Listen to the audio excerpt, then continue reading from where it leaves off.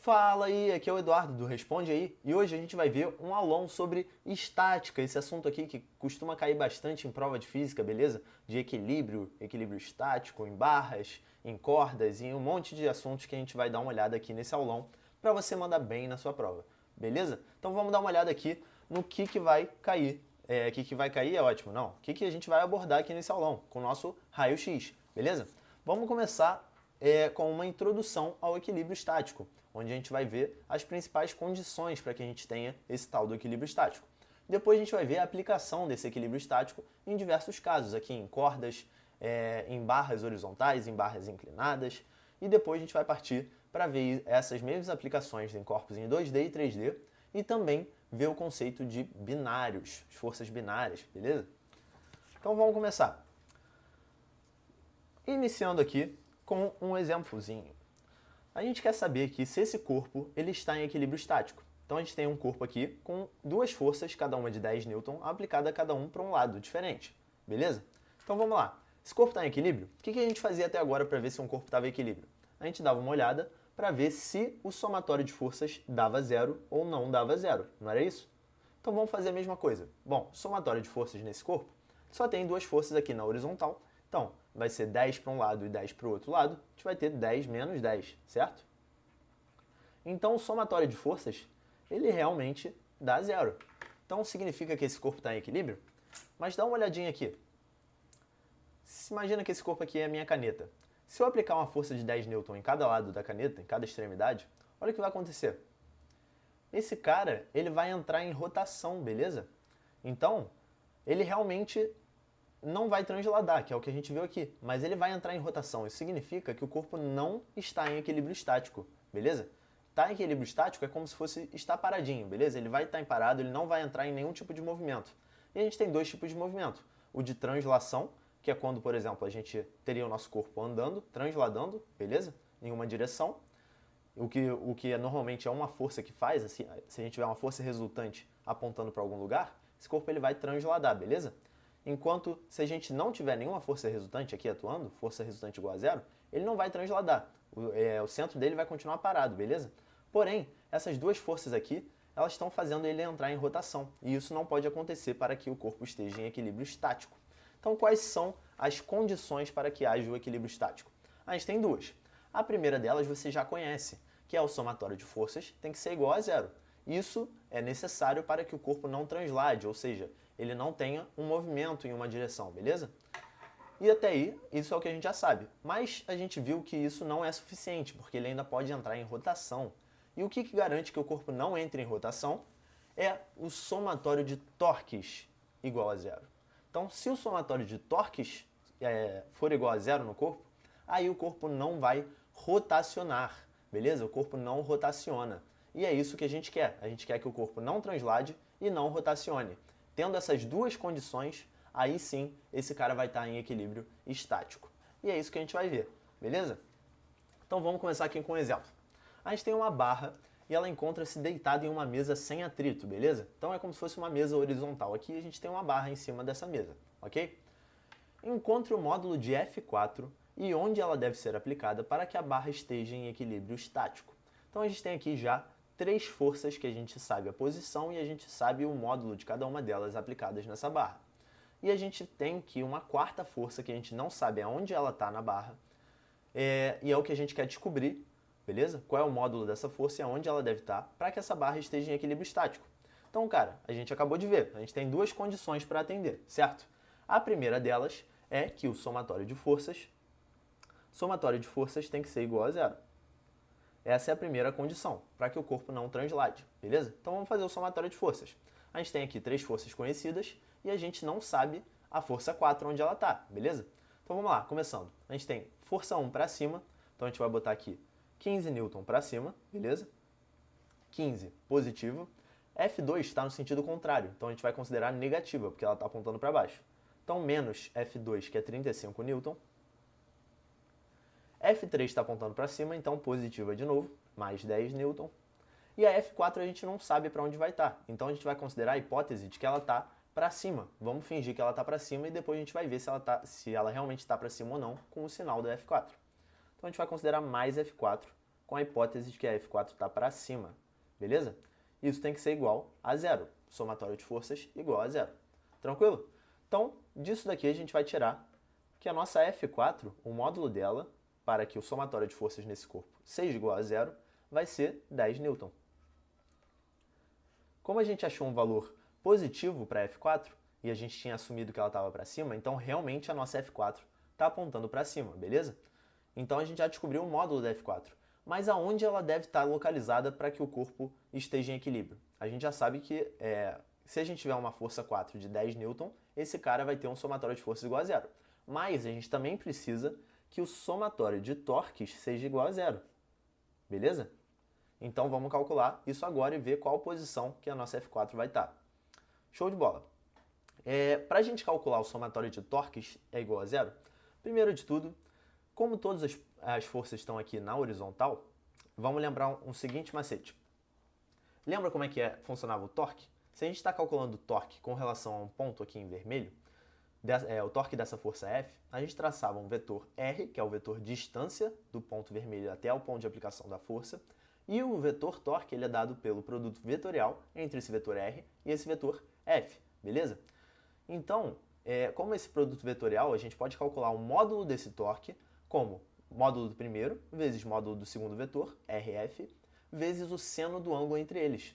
Só que o que acontece? Como essa força está perpendicular aqui ao vetor R, a gente vai ter um seno de 90, e seno de 90 graus dá 1. Por isso que a gente vai ter que o módulo do torque ele vai ser apenas RF. E repara que nesse caso aqui, se a gente escolher um ponto vermelho em qualquer ponto da barra, o nosso ponto onde a gente vai avaliar o torque com relação a ele, qualquer ponto da barra, todos os nossos vetores R's de todas essas forças, F1, F2, F3 e F4, eles vão estar perpendiculares. Então a gente vai calcular o torque sempre apenas com RF. Deu para pegar? Então, para simplificar a nossa história, a gente vai calcular apenas RF como torque. Então, qual o ponto que a gente escolhe? A gente pode escolher literalmente qualquer ponto dessa barra. Por quê? Somatório de torques ser igual a zero, ele tem que funcionar para todos os pontos da barra, beleza? Então, a gente pode escolher qualquer um deles, vai ser útil escolher o ponto onde a gente tenha pelo menos uma força aplicada. Por quê? O torque dessa força vai ser nulo e vai diminuir as nossas contas, beleza? A gente vai ter apenas F2, F3 e F4. Então vamos calcular o torque dessas forças. A gente já viu que o torque da F1 vai ser nulo, porque ela está aplicada no próprio ponto onde a gente está avaliando. Vamos começar com o torque da força 2. Vamos considerar aqui o sentido anti-horário como positivo, beleza? E o sentido horário como negativo. Então, F2 está tentando girar a barra no sentido horário, beleza? Então ela vai ter um torque negativo. A gente vai ter menos força 2 vezes o R, ou seja, a distância do ponto, que vai ser 1 metro. Torque da força 3, ela vai ser positivo. Por quê? Porque ela vai estar tentando girar a barra no sentido anti-horário, sentido positivo. Então o torque da força 3 vai ser mais F3 vezes a sua distância ao ponto, que vai ser de 3 metros, beleza? E a gente vai ter o torque da força 4, que a gente não sabe onde está. Então, como a gente já viu que ela está para cima, o torque dela também vai ser positivo, porque ela tenta girar a barra no sentido anti-horário. Então a gente vai ter F4 vezes uma distância x, que a gente não sabe qual é. Isso vai ser igual a zero. O somatório de todos os torques igual a zero. Tranquilo? Substituindo os valores agora, a gente vai ter o seguinte. Menos F2 é 35 vezes 1. F3 vezes 3 vai ser 10 newton vezes 3, que é 30. E aqui a gente tem vezes 10 newton, que é F4, vezes x. Isso é igual a zero, beleza? Então, fazendo essa conta, a gente vai achar um valor de x igual a 0,5 metros. E repara, a gente está contando a distância a partir do ponto vermelho, certo? É essa distância que a gente está pegando. Então, se a gente achou meio metro, vai ser meio metro distante do ponto vermelho. Ou seja, a força F4 ela vai estar aplicada mais ou menos aqui na metade desse 1 metro. Ela vai estar aplicada mais ou menos nesse ponto aqui. É aqui que vai estar aplicada a nossa força F4 de 10 newton para que a barra esteja em equilíbrio estático. Beleza? Então achamos nossa resposta. O módulo da força é 10 newton, da F4, e a posição que ela está aplicada é de meio metro aqui, de distância da extremidade. Tranquilo? Vamos ver outro exemplo então. Uma barra está apoiada em um suporte. Encontre o módulo da força F2 para que ela esteja em equilíbrio estático. Então, parece parecido, né, com o outro exemplo, porém não é igual. Por quê? O que vai ter diferente? No outro a gente tinha uma barra apoiada aqui numa superfície horizontal, que nem essa caneta está apoiada na mesa. Agora a gente está diferente, a gente está olhando de frente essa situação, como se fosse uma gangorra. E a gangorra está apoiada nesse suportezinho aqui. Então, o que vai acontecer? A gente vai ter que, como a gangorra tem uma massa aqui de 10 kg, ela vai ter uma força-peso, e além disso ela está apoiada no suporte, então a gente vai ter uma força normal, beleza? Então, primeira coisa que eu quero falar para vocês é que quando a gente tem um corpo extenso, beleza? Que nem essa barra, com uma massa aqui de 10 kg, como a barra é homogênea, a gente pode considerar que toda a força-peso ela está aplicada no seu centro, ou seja, aqui na metade da barra. Essa é a metade da barra, então a gente pode concentrar toda a força-peso da barra e considerar que ela está aplicada nesse ponto. Esse é o chamado centro de gravidade da barra, que a gente vai ver ainda mais para frente desse módulo, beleza? Então a gente considera que toda a força-peso aqui está aplicada no meio da barra, porque é uma barra homogênea, beleza? E além disso, a gente vai ter uma força normal aqui que o nosso apoio está exercendo sobre a barra. Então a gente vai ter uma força normal aqui para cima. Show de bola! A gente já conhece o módulo de F1 e a gente não conhece o módulo de F2. É ele que a gente quer descobrir. Então vamos aplicar as condições para que essa barra esteja em equilíbrio estático. A primeira delas é que o somatório de forças seja igual a zero. Certo? Então vamos fazer o somatório de forças. A gente tem aqui normal para cima, F1 para baixo, menos F1, peso para baixo, menos peso, e menos F2, porque ela também está para baixo. Somatório de todas essas forças tem que ser igual a zero. Mas repara que a gente não sabe nem o valor da força normal, certo? Nem o valor da força F2, enquanto as outras a gente conhece. F1 é 50 e força peso ela vai ser M vezes G. Então isso vai dar 10 kg vezes 9,8 dá 98 Newton. Menos F2, que a gente não conhece, igual a zero. Repara que a gente caiu numa equação aqui com duas incógnitas. A gente não conhece nem N, nem F2. Então essa equação aqui não vai ajudar a gente por enquanto, beleza? O que a gente precisa olhar, então, é o somatório de torques. Então a gente tem que o somatório de torques é igual a zero. Agora sim, vamos ver se a gente acha alguma coisa. Então vamos lá. Para a gente realizar o somatório de torques igual a zero, primeiro de tudo, vamos considerar um sentido positivo. Aqui eu estou escolhendo o sentido anti-horário, beleza? Como positivo. E em segundo lugar, a gente precisa escolher um ponto onde a gente vai avaliar o torque. Então repara aqui, se a gente conhece a força peso e a força F1, mas a gente não conhece essa e a gente quer descobrir a F2, então o melhor ponto para a gente escolher, que a gente vai fazer menos conta, é se a gente escolher o ponto onde a gente vai avaliar o torque bem em cima do ponto de aplicação da força normal. Por quê? O torque da força normal vai ser nulo com relação a esse ponto. Então vai sobrar apenas duas forças que a gente conhece e uma força que a gente quer descobrir, beleza? Por isso que a gente escolhe esse ponto. Mas você poderia escolher qualquer um. A gente ia ter duas equações e duas incógnitas. Vamos lá. Calculando o torque com relação a esse ponto em vermelho. A gente tem primeiro o torque da força F1, que está tentando girar a barra no sentido horário, na verdade anti-horário, beleza? Então se é anti-horário, ele vai ter um torque positivo. Vai ser força 1 vezes a distância aqui do ponto, que vai ser de 1 metro. Agora a gente tem o torque da força peso, que está tentando girar a barra, olha, no sentido horário. Se a gente botar um eixo aqui passando pelo ponto vermelho, ela está tentando girar a barra no sentido horário. Então vai ser um torque negativo. A gente vai ter menos força peso vezes a sua distância ao centro. E lembra que ela está no meio da barra? Se a barra ela tem 4 metros de comprimento, metade da barra vai ser 2 metros, certo? Então se a gente tem 1 metro aqui, a gente só pode ter 1 metro desse lado aqui, entre a força peso e o suporte. Então essa vai ser a distância da força peso ao ponto vermelho. E por último a força F2, que também vai ter um torque negativo, porque ela está tentando girar a barra no sentido horário. Então vai ser menos F2 vezes a distância do ponto vermelho, que é 3 metros. E o somatório de todos esses torques vai ser igual a zero, beleza? Substituindo os valores então, a gente vai ter F1 vezes 1 vai dar 50, menos força-peso vezes 1, que é 98 Newton, menos 3 vezes força 2, isso igual a zero. E a gente vai chegar no valor de força 2 igual a menos 16 Newton.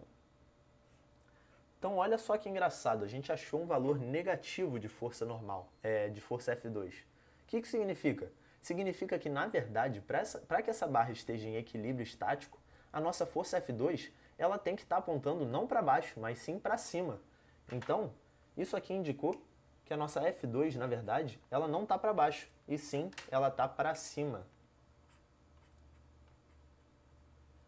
Ok? Porque fazendo o somatório de torques igual a zero, a gente achou uma força F2 negativa, ou seja, ela está no sentido contrário do que a gente assumiu, que era para baixo. Então, na verdade, a gente precisa de uma F2 para cima para que essa barra esteja em equilíbrio estático.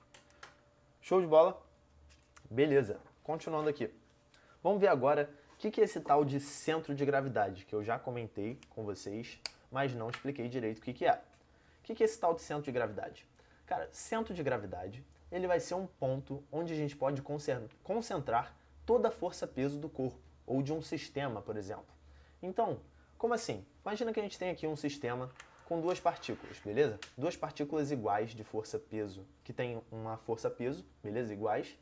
E elas estão distantes aqui de uma distância L, uma para o sentido positivo de x, a outra para o sentido negativo. O que é o centro de gravidade de um sistema, de um corpo ou de um sistema? Ele vai ser um ponto aqui, em algum lugar, onde a gente pode concentrar toda a força-peso desse sistema, beleza? Então como é que a gente calcula isso? Ele vai ser nada menos do que uma média ponderada da força-peso de cada uma delas. Então, olha só, a gente tem duas partículas, basta a gente pegar aqui a posição de cada partícula e multiplicar pela sua força-peso, depois dividir pela força-peso total. Não entendi ainda. Olha só, se a gente tem aqui, a primeira partícula está numa posição menos L, então a gente vem e bota menos L. Isso vezes a sua força-peso. Então, menos L vezes P.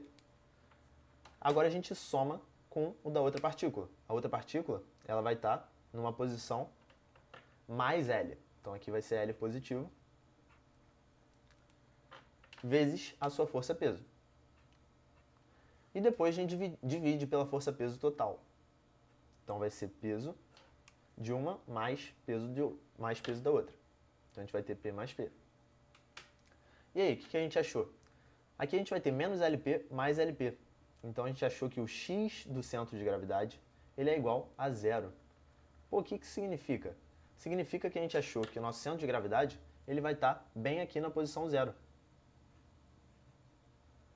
E olha só, pensa bem, se a gente tem duas partículas iguais com a mesma força-peso, se a gente concentrar elas num ponto só, vai dar exatamente no meio delas, beleza? No ponto médio aqui das duas, que vai estar na origem, beleza? Vamos ver um exemplo bem parecido, mas um pouquinho diferente. A gente tem aqui as partículas na mesma posição, mas agora uma tem a força-peso que é o dobro da outra. E aí, como é que fica essa conta? Bom, essa conta agora, ela vai ficar, primeira partícula, posição da primeira partícula vai ser menos L, vezes a sua força-peso, que é P. Posição da segunda partícula vai ser mais L, vezes o seu peso, que é 2P agora. Isso tudo sobre a força-peso total. Então, ela vai ser o peso da primeira mais o peso da segunda. E olha só, fazendo essa conta agora, a gente vai ter LP sobre 3P. Então, a gente pode cortar aqui a força-peso, porque ela está presente em todos os termos. E a gente vai ter que essa posição do centro de massa, ela vai estar em L sobre 3. Então, olha só, agora a gente achou o nosso CG, L sobre 3, ele vai estar aqui um pouquinho para a direita. Esse vai ser o nosso CG. Então, repara que como essa partícula tem uma força-peso aqui maior do que essa, o centro de gravidade vai estar mais próximo dela do que da outra partícula, beleza? Então, quando elas são iguais, vai estar exatamente aqui no meio. Como essa aqui tem uma força-peso maior, o centro de gravidade está um pouquinho mais para lá. Deu para pegar a ideia? Então, é um ponto onde a gente pode concentrar toda a força-peso do nosso sistema. E a gente faz isso apenas com a média ponderada. Então, num caso geral, se a gente tiver várias partículas ou vários elementos de massa de um corpo, é só a gente fazer uma média ponderada aqui. Posição da partícula ou posição da massa, vezes a sua força-peso, somar com todas as partículas ou todos os elementos de massa e dividir pelo peso total, beleza? E a gente pode fazer isso tanto para a coordenada x aqui, ao longo de um eixo, como se a gente tiver dois eixos, por exemplo, a gente também pode fazer com o eixo y. A mesma coisa, beleza? Posição y vezes o peso da partícula ou do elemento e somar isso tudo, dividir pelo peso total. Beleza? Então é assim que a gente calcula a posição do centro de massa. Tranquilo. Mas E se a gente tiver um corpo extenso, cara, como é que a gente vai fazer? Bom, se a gente tiver um corpo extenso, a gente tem uma diferença, que foi o que a gente acabou de ver, que é quando o corpo é homogêneo e quando o corpo é não homogêneo. O que significa ele ser homogêneo ou não? Bom, não homogêneo significa que a massa está distribuída de uma forma diferente assim ao longo do corpo. Então, por exemplo, aqui está mais escuro, é como se estivesse mais pesado aqui, mais denso, e aqui fosse mais leve. Então, cara, se você fosse equilibrar, por exemplo, essa barra por algum ponto, se esse lado aqui é mais pesado, concorda comigo que o nosso dedo ia ter que estar aqui mais perto desse cara? Isso é exatamente a posição do centro de gravidade que a gente estaria achando. Então, o nosso centro de gravidade ele estaria mais ou menos aqui, mais perto da parte mais pesada, beleza? Da parte mais densa. Então, para um exercício, a gente poderia considerar que a força-peso de toda essa barra ela estaria concentrada na posição do centro de massa, ou seja, ela estaria mais para cá. Mas, para nossa felicidade, a grande maioria dos exercícios trabalha com corpos extensos homogêneos, ou seja, onde a massa ela é uniformemente distribuída. Ela é toda bonitinha aqui, o corpo é todo uniforme. Então, se o corpo é todo uniforme, a gente pode concentrar toda a força-peso no seu meio. Pode dizer que a força-peso ela está na sua metade, beleza? E é assim que a gente vai trabalhar normalmente com os nossos casos. Mas, vamos ver um exemplo onde isso não acontece, só para vocês não ficarem com medo. Olha só, uma barra não homogênea está em equilíbrio estático. Ache a distância entre a extremidade direita e o centro de gravidade, beleza? A gente não sabe onde está o centro de gravidade. A gente sabe a massa da barra, a aceleração da gravidade, e a gente tem aqui um suporte e uma força de 200 N aplicada nessa barra, a 3 metros de distância do suporte. Então vamos lá. Primeiro, quais são as forças atuando sobre a barra? A gente tem essa força de 200 N, a gente vai ter uma força normal desse suporte, certo? E além disso, a gente vai ter a força-peso da barra. Mas aonde está a força-peso da barra? A gente não sabe. Por quê? A barra não é homogênea. Se a barra não é homogênea, a força-peso ela não vai estar no meio da barra. Ela vai estar em algum ponto que a gente não sabe qual é. Então, cara, como a gente não sabe qual é, vamos achar justamente fazendo as contas para o equilíbrio estático. Então vamos começar aqui com o somatório de torques igual a zero. Então o somatório de torques desse corpo tem que ser igual a zero porque ele está em equilíbrio estático. Então considerando aqui um sentido anti-horário positivo, vamos escolher um ponto no qual a gente vai calcular o torque.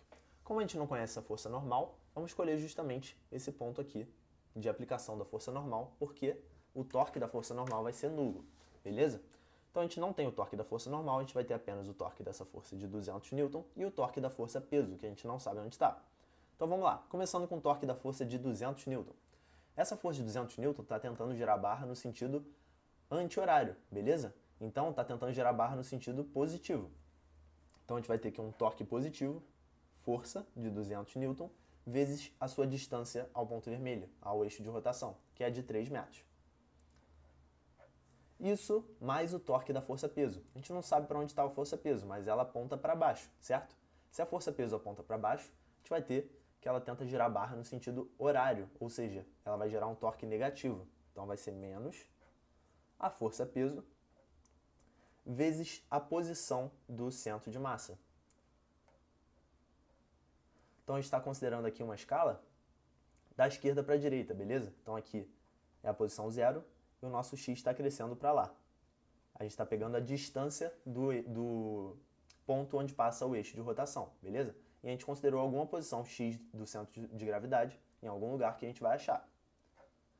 E o somatório desses torques vai ter que ser igual a zero, ok?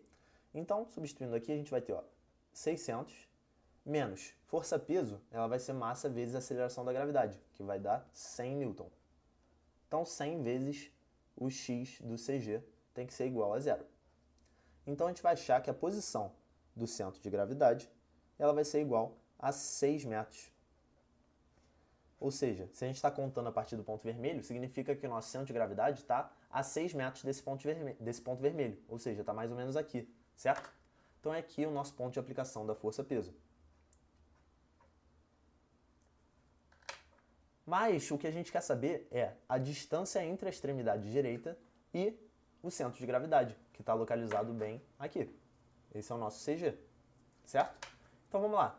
Se essa distância aqui entre o ponto vermelho e o CG é 6 metros, e esse total aqui é 8, então vai sobrar aqui desse lado, a distância entre a extremidade e o CG de 2 metros. Então, a distância que a gente realmente quer, a nossa resposta, ela vai ser igual a 2 metros. Show de bola? Então, tranquilo, vamos continuar para o nosso próximo módulo.